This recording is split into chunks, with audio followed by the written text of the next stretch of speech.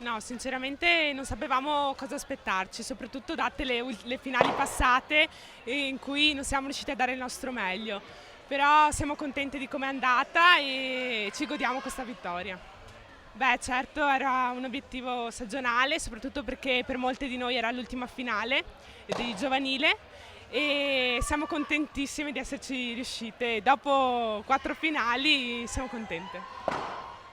Ora si va alla fase regionale da aprile, sappiamo che nel Veneto ci sono squadre agguerrite, Treviso con il Giorgione parte come testa di serie, cosa pensate dove potete arrivare?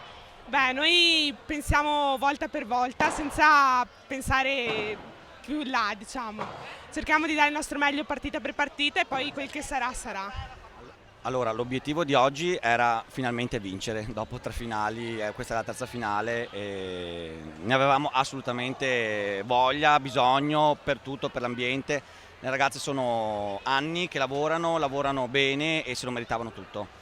L'obiettivo stagionale era di vincere il titolo provinciale e di salvarci in Serie D, siamo quarti in Serie D, abbiamo vinto il titolo provinciale per cui l'obiettivo è più che raggiunto e adesso speriamo di fare il meglio possibile in regione per la società.